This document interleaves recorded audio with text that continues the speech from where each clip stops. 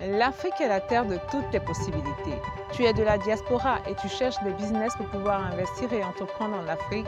Reste connecté jusqu'à la fin de cette vidéo.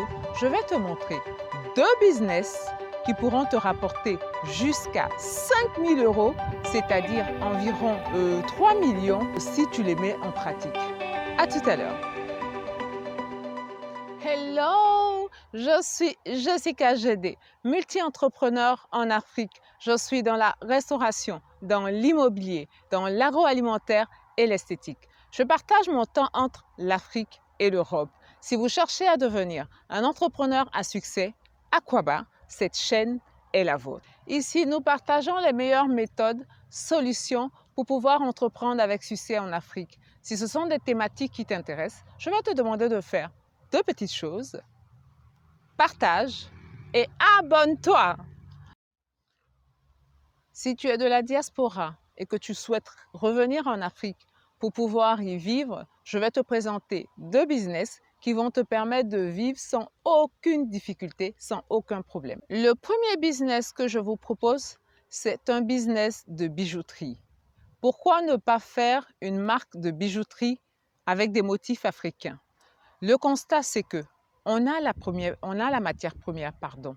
On a vraiment la matière première, on a l'or, on a le diamant, on a l'argent et j'en passe. Mais malgré cela, ce sont des étrangers qui nous vendent les bijoux qui sont confectionnés dans ces matériaux-là en Afrique. Voilà, vous avez les Libanais, vous avez les Européens et j'en passe. C'est ces personnes-là qui nous vendent notre propre or. Ils la transforment et ils nous la revendent. Et ça, c'est même pas à l'étranger, c'est même pas à l'extérieur, c'est sur le territoire, sur les territoires africains. Je vous propose donc, chers membres de la diaspora qui veulent revenir, de vous installer dans le business de l'or. Voilà, dans le business de l'or. Le business de l'or, il est structuré comment en Afrique? Bien, il y a des filiales de grands groupes de bijouterie européens en général, ou même quelquefois aussi asiatiques, Moyen-Orient, qui sont installés, qui transforment la matière première, l'or, l'argent, etc., en bijoux et ils le revendent aux populations locales. Vous vous rendez compte? Notre propre or, on nous revend ça. Voilà. Ce n'est pas normal à mon sens, ce n'est pas normal. Donc, il y a ces premiers acteurs-là qui sont là et à côté de ces acteurs-là, il y a d'autres acteurs qui sont les petits artisans. Les petits artisans. Le problème avec les petits artisans, c'est qu'ils sont mal organisés. Ils sont mal organisés et il manque beaucoup de crédibilité. Voilà, il manque beaucoup de crédibilité. Ce qui, à mon sens, est une vraie hérésie, le fait d'acheter des bijoux transformés en Afrique.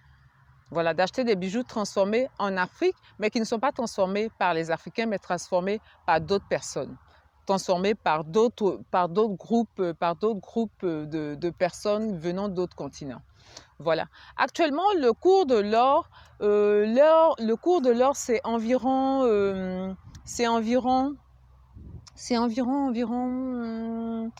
32 000 francs, je crois. 32 000 francs, ça correspond à environ 49 euros. Le cours de l'argent, le gramme, le cours de l'argent, c'est environ 6,6 euros les 10 grammes. Voilà. Mais en Afrique, ça c'est au niveau mondial, ça c'est le cours mondial. Mais en Afrique, on peut avoir ça à des prix beaucoup plus réduits que ces prix-là. Voilà. Donc, monter, à mon sens, une bijouterie moderne africaine, c'est complètement d'actualité. Voilà. Et d'où m'est venue cette idée? D'où m'est venue cette idée? C'est une idée même que je voulais implémenter, mais que j'ai laissé tomber faute de temps. Voilà. D'où me vient cette idée? Parce que moi, j'aime bien les bijoux d'inspiration africaine. Voilà, j'aime les bijoux d'inspiration africaine. Et donc, je n'aime pas acheter les bijoux dans ces bijouteries-là. J'aime acheter les bijoux dans...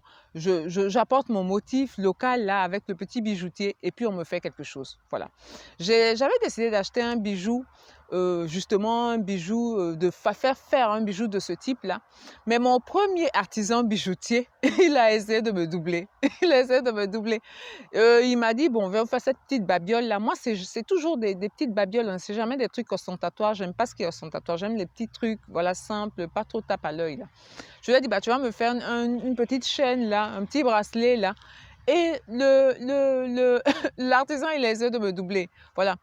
Mon bijou était censé faire 18 carats. Il m'a fait un truc de 13 carats. J'ai pu savoir que c'était du 13 carats quand je suis revenue en Europe et que je suis allée faire tester mon bijou. Et là, vous voyez ma surprise. Ah non, c'est pas, c'est pas du 18, c'est du 13, c'est du 12. Voilà. Mais je ne me suis pas découragée parce que moi, je voulais des bijoux d'inspiration africaine. Donc, je suis retournée voir un autre artisan et cette fois-ci, j'avais de quoi tester. J'avais un flacon testeur, j'avais une pierre touche. Et je suis venue, je lui ai dit, bah, tu vois, j'ai tout ce matériel, moi, je teste les bijoux. Si tu veux travailler avec moi, si tu fais bien les bijoux, tu pourras travailler avec moi. Voilà. Et donc, et en plus, je lui ai proposé un petit surplus s'il me faisait ma babiole, ma boucle d'oreille.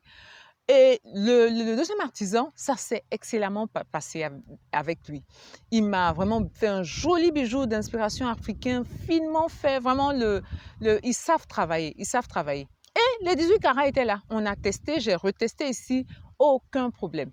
Donc voilà, c'est le manque de certification. Sinon, on a des acteurs locaux qui sont absolument doués, qui connaissent bien le travail, mais leurs bijoux ne sont pas certifiés et tout le monde se méfie de leurs bijoux. Voilà. Moi-même, avant de me lancer dans ce truc-là, beaucoup de personnes m'avaient dit oh non, non, non, il ne faut pas aller là-bas, c'est très tout ça. Voilà, les gens m'avaient beaucoup découragé, mais moi, je ne suis pas quelqu'un qui me décourage, je veux voir clair dans l'histoire. Donc, j'y suis allée. Voilà.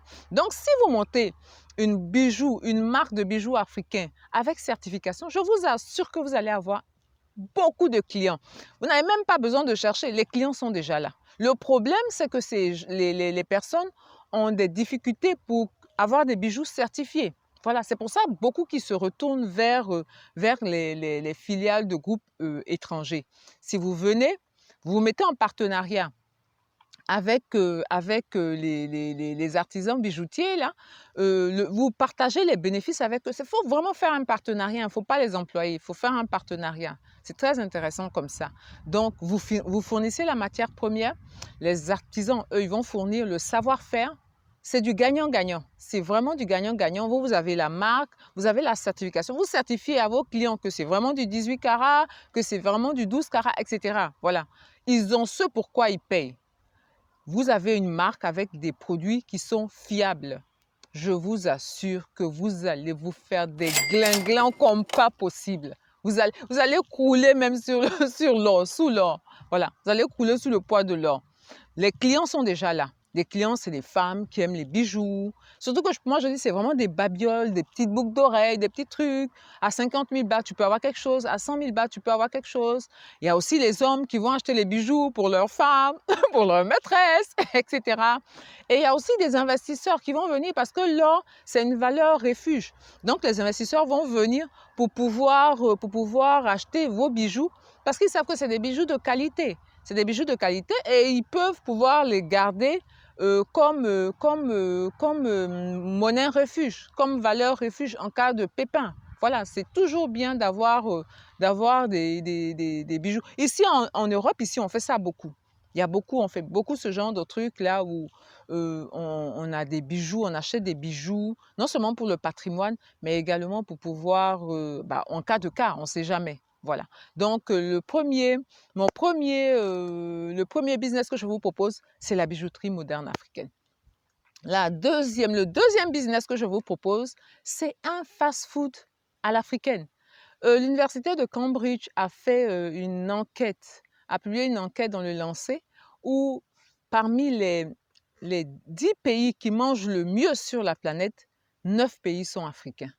9 de ces pays-là sont africains. Parmi ces pays-là, je cite comme ça pêle-mêle, il y a le Tchad, il y a le Mali, il y a le Sénégal, il y a le Ghana et Cocorico, il y a la Côte d'Ivoire, oui, il y a la Côte d'Ivoire. Vous voyez, tous ces pays-là, ils sont connus pour manger le mieux, le plus sainement possible. Avec tout ce que nous avons comme bouffe, pourquoi ne pas monter des fast-foods africains?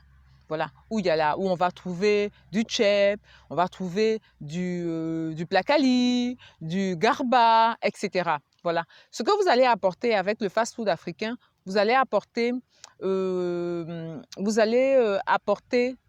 la propreté. Voilà. Vous allez dans vos établissements allier la propreté, l'hygiène et la rigueur qu'on a dans les fast-foods Les fast-food, c'est les endroits les plus structurés. Rien n'est laissé au hasard. Vous allez apporter cette rigueur-là à la qualité de la bouffe africaine. Voilà. Vous pouvez lancer aussi ce business-là qui est pour moi tous les business que je vous donne, c'est des business dans lesquels j'avais envie de me lancer, mais je ne me lance pas parce que c'est vraiment faute de temps, quoi. Faute de temps. C'est faute de temps. Voilà. Donc, vous pouvez lancer ce business-là. Le business des fast-food africains, typiquement africains. Vous avez déjà les clients qui sont sur place. Voilà. Dans tous ces deux business que je vous ai donnés, les clients sont déjà là. Ils sont déjà présents. Vous n'allez pas aller chercher des clients. Voilà. Tout est sur place. Tout est disponible sur place. Voilà. Vous avez la matière première, vous avez le savoir-faire. Les clients, évidemment, sont déjà là. Voilà. Vous, ce que vous allez apporter en tant que personne de la diaspora, vous allez apporter l'organisation. Vous allez apporter la rigueur et vous allez apporter une vision. Voilà, c'est très important la vision. C'est ce que vous allez apporter, c'est votre plus pour pouvoir structurer tous ces business-là qui existent déjà, mais qui sont très dispatchés, qui sont très désorganisés. Vous allez apporter l'ordre et la discipline dans ces business-là. OK, donc je vous ai proposé 2 business pour toutes les personnes de la diaspora qui voudraient investir en Afrique, qui voudraient entreprendre en Afrique.